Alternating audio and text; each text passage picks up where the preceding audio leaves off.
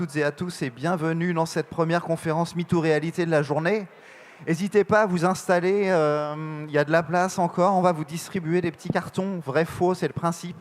C'est un petit jeu qu'on va faire ensemble pour tester vos connaissances sur les astronautes et les vols habités. Et vous allez voir que vivre dans l'espace, c'est pas si simple. Pour m'accompagner aujourd'hui, j'accueille Rémi Canton, qui est chef de projet vol habité chez nous au CNES, l'agence spatiale française. Vous pouvez l'applaudir, Rémi. Mais là, de l'autre côté. Bonjour. Bonjour à tous. Alors Rémi est responsable d'un service au CNES qui travaille en contact permanent avec les astronautes. Ça s'appelle le CADMOS, C-A-D-M-O-S, le CADMOS. Est-ce que tu peux nous expliquer ce qu'est le CADMOS, Rémi ? Oui, bien sûr. Alors, je vais commencer par vous décliner l'acronyme parce que dans nos métiers, on fait beaucoup des mots compliqués. Mais je vais surtout vous expliquer ce que c'est derrière parce que sinon, ça ne va pas beaucoup vous avancer. Donc, le CADMOS, c'est le Centre d'aide au développement des activités en micropesanteur et des opérations spatiales. Donc, on va expliquer après ce que c'est la micropesanteur. Vous verrez dans les questions. En fait, notre travail, c'est de préparer les expériences scientifiques et de les suivre dans notre centre de contrôle quand elles sont faites par les astronautes à bord de la Station spatiale internationale.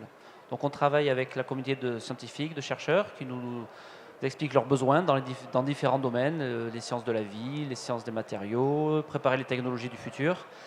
Nous, on essaie de comprendre ça, on transforme ça en matériel, en protocole, on connaît bien les contraintes de la micropesanteur, on connaît bien le processus de certification pour être sûr de ne pas être dangereux ni pour les astronautes, ni pour la station spatiale, et pour permettre de répondre à ces objectifs scientifiques. On entraîne les équipes, on entraîne l'astronaute. Les astronautes partent avec nos expériences, ils les font. Nous, dans le centre de contrôle, on les suit, on a des procédures opérationnelles, on récupère les données et on les envoie aux scientifiques et ils ont leurs résultats. Voilà, en quelques mots. Alors, on va voir la salle de contrôle justement du CADMOS au CNES de Toulouse. Est-ce que tu peux nous la décrire un petit peu, cette salle, Rémi ? Oui, alors c'est effectivement dans le bâtiment dans lequel je travaille. Mon bureau est juste au-dessus. Donc je ne sais pas si vous voyez en haut à droite, vous voyez des écussons avec notamment le 50 un peu au milieu là. C'est ce qu'on appelle les expéditions dans les différents équipages de l'ISS, la Station spatiale internationale. Et donc on suit nous en permanence, quelle que soit la composition de l'équipage. Il ne faut pas croire qu'on travaille que pour les astronautes français, ni que pour les astronautes européens. Notre vrai client, c'est la science. Donc on suit en permanence. Donc vous voyez cette continuité-là. Et pour info, l'incrément 50, 51, c'était la première mission de Thomas Pesquet. Sinon, vous avez donc les différents opérateurs, là, vous voyez derrière leurs écrans. Donc chacun a un rôle particulier. Certains, c'est plutôt alors au premier rang, plutôt on va dire la communication du centre de contrôle avec les autres centres de contrôle, s'assurer qu'au niveau réseau, on reçoit bien et on transmet bien. Et ensuite, chacun est à son poste pour suivre une expérience en particulier. Donc, va parler avec le commandant. Alors, on ne parle pas directement avec l'astronaute en général, on parle avec le commandant, le flight controller, chercher le contrôleur de vol de l'ISS ou du module européen. On regarde les données, on donne des instructions, etc. Et puis qui sont transmises à l'astronaute. Alors il n'y a pas toujours l'astronaute dans la boucle, hein. Là on va se focaliser sur les astronautes, mais on a des expériences qui sont entièrement automatiques, c'est presque comme des satellites. Voilà, juste les trois écrans que vous voyez en face de chaque opérateur. À gauche, vous voyez un espèce de planning, ça ressemble un peu à un emploi du temps, c'est vraiment ça, l'emploi du temps des astronautes. Au milieu, vous avez des données scientifiques, et l'écran à droite, vous voyez une vidéo, on a la vidéo en temps réel. On n'en a pas forcément toujours besoin, ça dépend des expériences, mais ça permet de guider un peu l'astronaute et de voir ce qui se passe. Là, on voit l'intérieur de l'ISS en fait, oui, en temps réel. Ouais. C'est ça, donc on les voit comme ça, les astronautes on les voit flotter, passer. Travailler, passer devant les caméras, etc. C'est une sorte de love story de l'espace. Alors moi je préfère voir ça comme un laboratoire scientifique, hein, parce que c'est vraiment ça. Ils ont un emploi du temps très serré. Alors on a du mal à bien le voir. Là, c'est vraiment l'image en haut à gauche. Et c'est l'emploi du temps, il est à 5 minutes près. Hein. C'est pas aujourd'hui tu vas faire 10 expériences. C'est de 8h à 8h20, il y a celle-là. De 8h20 à 8h50, c'est celle-là. De 8h50 à 9h15, c'est celle-là, etc., etc. Une petite pause pour déjeuner. En fait, c'est fait rapidement, tu me coupes si je suis trop long. L'emploi du temps, il est fait de trois choses. Nous, on essaie de maximiser le temps fait pour les expériences scientifiques. Mais il y a aussi du temps d'entretien. Alors l'entretien, c'est ce qui se découpe en deux. L'entretien de la station, donc il y a des mises à jour de logiciels, il y a l'entretien des toilettes, l'entretien de ventilation, etc. Et il y a l'entretien de l'astronaute lui-même, puisqu'il doit faire 2 heures d'activité physique par jour. Je crois qu'on y reviendra tout à l'heure. Donc voilà, la journée est découpée comme ça. Et c'est une journée de travail presque comme les autres, comme nous. voilà, on va dire de 7 heures du matin à 18 heures. Voilà. Merci Rémi. Allez, on va passer à notre petit jeu. Le principe de la conférence mythe ou réalité est très simple. Hein. C'est ce que je vous ai dit tout à l'heure. On va tester vos connaissances sur le vol habité, c'est-à-dire tout ce qui concerne la vie des astronautes en orbite. Vous allez voir s'afficher à l'écran une affirmation et vous nous direz simplement, grâce aux petits cartons qui vous ont été distribués, si vous pensez que c'est vrai ou que c'est faux. Allez-y, vous pouvez nous rejoindre. Il reste quelques places. N'hésitez pas à nous rejoindre. Alors, on va commencer avec la première affirmation. Dans l'espace, les astronautes flottent car la gravité diminue. Est-ce que vous pensez que c'est vrai? Est-ce que vous pensez que c'est faux?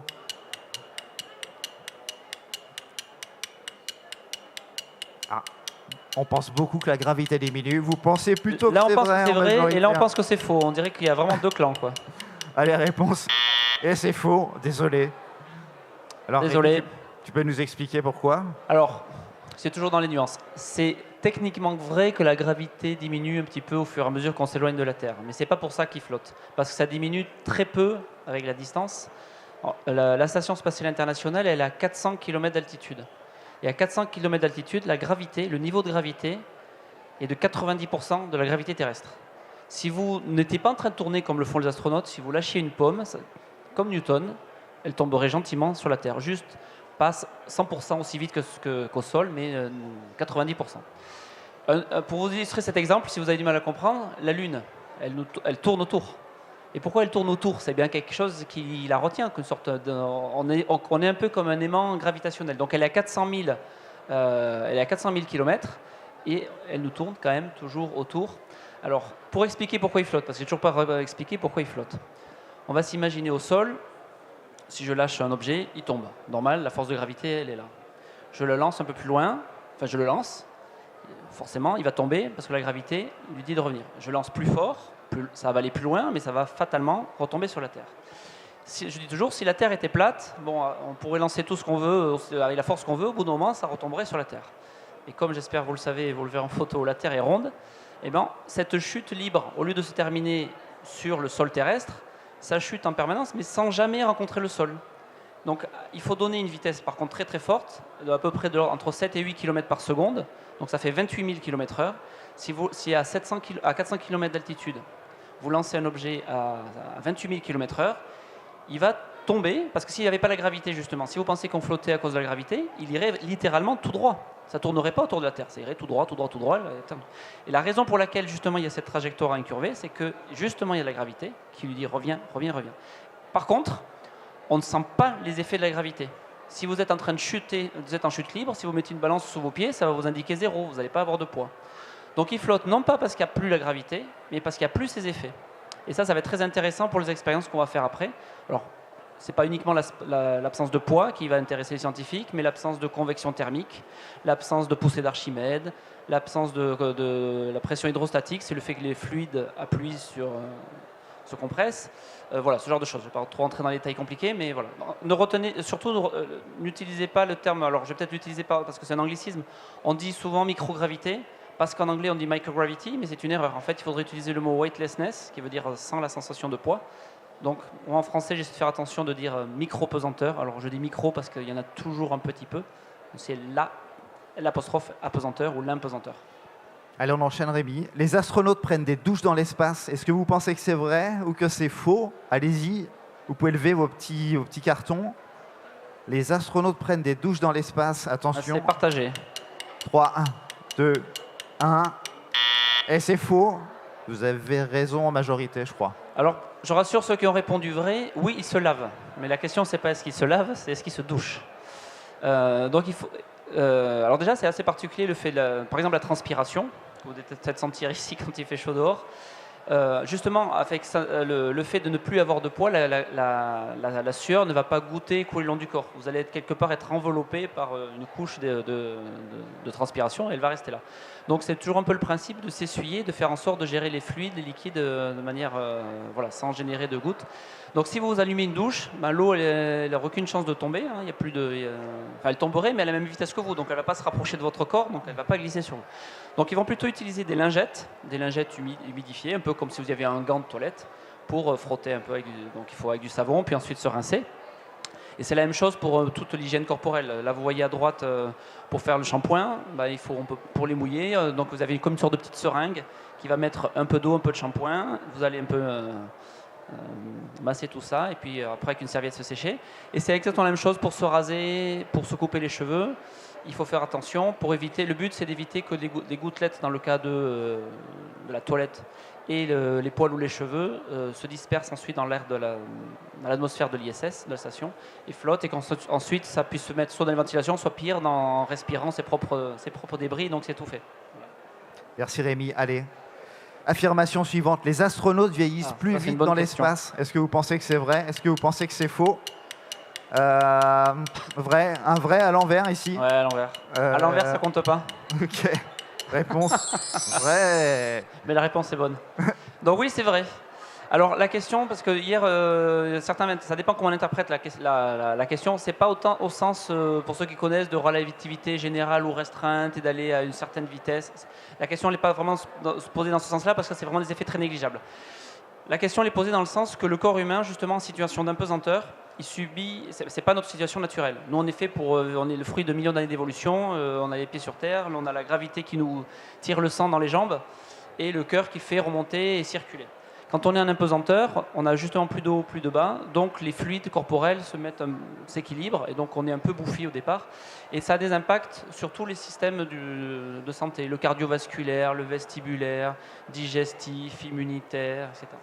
Et donc cette perturbation, si on laisse quelques mois, et c'est le cas, les missions spatiales d'astronautes c'est 6 mois, classiquement, dans l'ISS, ça engendre un vieillissement accéléré. C'est les symptômes de vieillissement accéléré. Si vous emmeniez un astronaute chez un médecin après 6 mois dans l'espace, sans dire au médecin qu'il a passé 6 mois dans l'espace, il ne comprendrait pas pourquoi cette personne jeune a des artères de quelqu'un de 60-70 ans.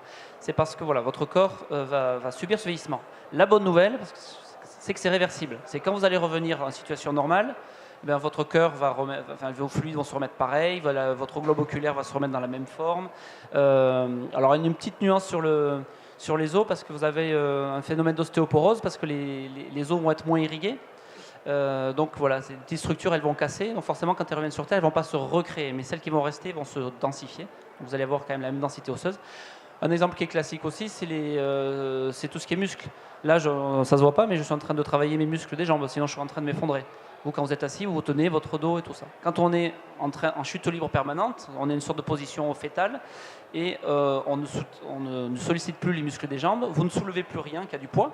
Donc les bras, vos muscles vont s'atrophier. Et c'est pour ça, quand on parlait de l'emploi du temps tout à l'heure, c'est pour ça qu'ils font 2 heures d'activité physique par jour.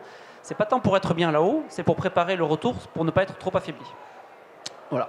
Les 2 astronautes qu'on a à l'image, là, c'est une expérience. Alors si votre œil qui se ressemble, c'est normal, parce que ce sont 2 jumeaux identiques à la moustache près. Donc le corps des astronautes américains a comme cette particularité d'avoir recruté 2 jumeaux identiques. Ils ont fait chacun des missions séparées, ils en ont fait pas mal. Et il y a une mission où l'un des deux est resté 1 an, parce que comme je vous ai dit tout à l'heure, les missions normales c'est 6 mois. On fait quelques missions longues d'1 an. Et le but était de comparer avec le même patrimoine génétique, de voir si celui au bout d'1 an, comment entre guillemets il avait changé par rapport à celui qui est resté au sol pendant 1 an. Donc il y a des petites différences au niveau des chromosomes, je ne vais pas rentrer dans les détails, qui ne sont pas très significatives. On sait qu'il y a une différence, après c'est peut-être pas assez long, et surtout on n'a pas fait ça sur un échantillon statistique assez représentatif. En science, quand on a juste 2 points de mesure, on sent bien qu'il y a quelque chose, mais on ne va pas envoyer 50 000 paires de jumeaux dans l'espace pour voir comment ça se passe en les laissant pendant 10 ans. Mais ce qu'on est certain, c'est déjà au bout de 6 mois, il y a ce vieillissement accéléré, mais réversible. Et je finis avec ça, Sylvain. C'est très intéressant, au-delà de l'anecdote de vieillissement, c'est la raison principale pour laquelle on envoie des êtres humains dans l'espace. C'est justement pour permettre d'observer d'un point de vue scientifique en quoi consiste le vieillissement, qu'est-ce qui se passe, et en pouvant quelque part jouer artificiellement avec quelqu'un qui est en bonne santé, ça le fait vieillir, et on peut voir nous comment on peut trouver des moyens pour ralentir, ce qu'on appelle des contre-mesures. Quels sont les phénomènes engagés, comment on peut les contrôler entre guillemets, les ralentir, et c'est vraiment très intéressant pour la santé, pour nous sur Terre, parce qu'on apprend pas mal de choses pour la partie fin de vie, pas fin de vie, mais la partie vieillissement de manière générale. Juste pour préciser sur l'image, effectivement, donc, les deux jumeaux Kelly, l'un des deux est allé dans l'espace pendant 11 mois. Donc c'est celui de droite, c'est Scott Kelly. Vous avez vu, son vieillissement accéléré lui a même fait perdre sa moustache. Non, c'est une blague. Allez, on enchaîne. Ils avaient perdu les cheveux avant. Envoyer les humains dans l'espace ne sert à rien. Un petit peu provocatrice cette affirmation. Est-ce que vous pensez que c'est vrai? Est-ce que vous pensez que c'est faux? Si vous répondez vrai, je perds mon travail. Donc, bon, ça va. Alors, tout le monde dit que c'est faux. Hein. Tout est rouge dans le public. Et vous avez raison, bravo. Il y en a j'ai un collègue qui veut me virer apparemment. Alors Rémi, explique-nous un petit peu. Alors, bon, déjà, si ça servait à rien, je vous rassure, on ne le ferait pas. Donc, comme je l'ai dit un peu au début, la micro-pesanteur, c'est pas juste un phénomène qu'on subit et on fait avec. On va chercher à y aller en fait. On va se mettre en situation de micro-pesanteur pour pouvoir observer des phénomènes qu'on ne peut pas observer sur Terre. Alors, encore une fois, c'est pas qu'il n'y a plus la gravité, mais il n'y a plus ses effets. Et les effets de la force de gravitation sont tellement forts qu'ils masquent d'autres effets secondaires. Donc là, pour nous, aller dans l'espace, pour faire ces expériences, c'est comme mettre une paire de lunettes magiques qui permet de voir, qui nous ouvre les yeux sur un univers totalement invisible au sol. Donc vous allez voir des phénomènes secondaires et qui vont faire, mais dans tous les domaines de la science. Hein. Vous avez à l'écran, là, à gauche, une expérience sur ce qu'on appelle le ballottement des fluides. C'est Thomas qui fait l'expérience Fluidix qu'on a développée au CNES avec des petites sphères. La matière, voilà, pour ceux qui ont lu Tintin et la boule de whisky de Capitaine Haddock, c'est un petit peu ça. Comprendre comment les fluides se comportent quand on les met en mouvement. Donc ça, c'est une branche science de la matière sous toutes ses formes, les matériaux, les plasmas, etc. Ça peut servir pour des processus de métallurgie, de solidification, d'évaporation, ce genre de choses. Et vous avez la science du vivant, ce qui nous intéresse le plus là. Donc, la science du vivant sous toutes ses formes, hein, la biologie végétale, animale, les petits animaux, sur le cycle de développement embryonnaire, ce genre de choses. On a parlé du vieillissement, le vieillissement cérébral, le vieillissement cardiovasculaire. Donc tout ce qui est physiologie humaine, même de l'exobiologie, on fait des sciences fondamentales, voilà, plein de choses. Donc on répond vraiment à un besoin scientifique, on ne se l'invente pas. Il ne faut pas croire qu'on met des astronautes en orbite et qu'après on se dit, bon, maintenant qu'ils sont là, on va les occuper. C'est vraiment un laboratoire scientifique. Eux, c'est comme nos scientifiques, des opérateurs d'un laboratoire. Sauf que la micro-pesanteur, on peut pas, de manière permanente, on ne peut pas la reproduire sur Terre. Bon, je ne sais pas si on parlera des vols paraboliques tout à l'heure. On peut le faire pendant quelques secondes. Mais voilà, donc ça ne sert surtout pas à rien. Voilà. Il y a toute une communauté derrière qui le demande. Voilà, donc les astronautes sont très utiles. Affirmation suivante. Pendant leur mission, les astronautes prennent conscience de la fragilité de la Terre. Est-ce que vous pensez que c'est vrai ou que c'est faux? Plutôt vrai. Plutôt vrai à l'envers, encore là-bas. Et c'est vrai, bravo. C'est vrai. Alors, c'est pas moi qui le dis parce que j'ai pas eu la chance d'aller le voir, même si j'ai vu les photos.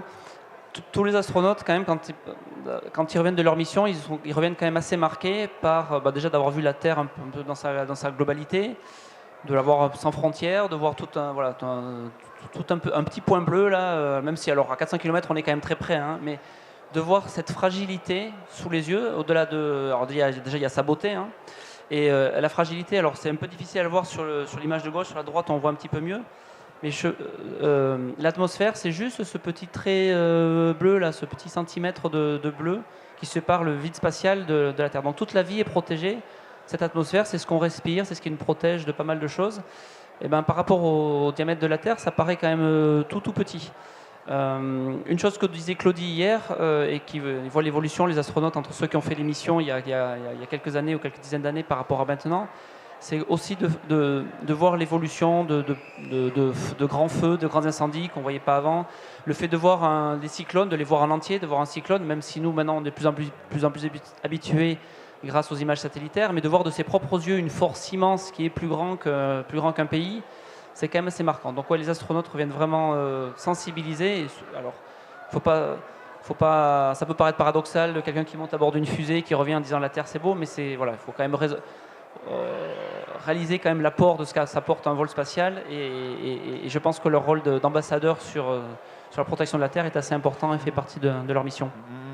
Ouais, on parle d'overview effect pour l'effet ressenti par les astronautes. C'est cette espèce de vue d'ensemble en fait.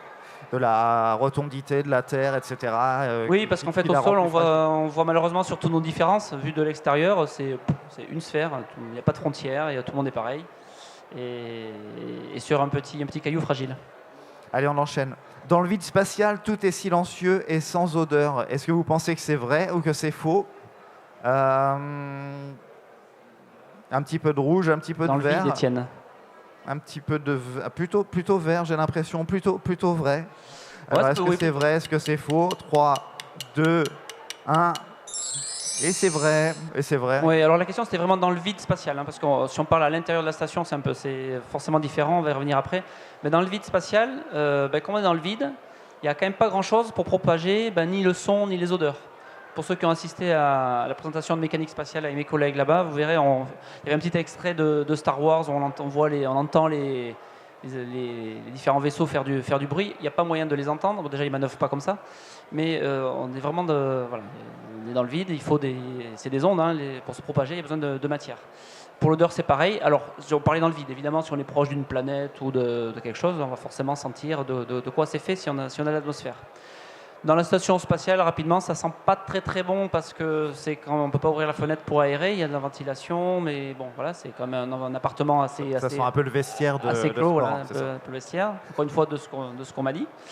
Et pour le bruit, là aussi, il y a un bruit en permanence. Il faut imaginer, vous êtes avec plein d'ordinateurs qui ventilent, des systèmes justement de ventilation pour l'atmosphère. Et donc nous, quand on fait nos expériences, on a d'ailleurs des normes sonores pour éviter de rajouter du bruit, ou de ne pas en rajouter trop, ou pendant pas longtemps, pour être sûr que pour le confort global de quelqu'un qui va rester 6 mois enfermé dans une salle des machines, ça soit à peu près supportable. Allez, affirmation suivante, il y a plus d'hommes que de femmes astronautes. Est-ce que vous pensez que c'est vrai ou que c'est faux? Plutôt vrai dans l'ensemble, plutôt vrai. Ouais. Et c'est vrai, Rémi. C'est malheureusement très vrai. Alors, c'est surtout dû au fait qu'on a mal démarré, en fait. On a mal démarré. Les astronautes américains et soviétiques, à l'époque, c'était que des militaires. Et les militaires, c'était que des hommes. Donc, forcément, c'était compliqué d'avoir un peu de parité. Donc, ça, vous avez en date le pourcentage enfin, pas le pourcentage, le nombre de femmes qui sont allées dans l'espace. Pour info, donc ça fait à peu près, on va dire, 70. Et d'astronautes au total qui sont allés dans l'espace, il y en a 680. Donc ça fait, on est maintenant un peu plus de 10% de femmes.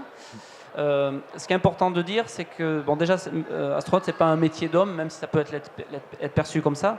Il y a différents métiers qui sont représentés. Il y a des médecins, il y a des chercheurs, des scientifiques de manière générale, des pilotes, des explorateurs.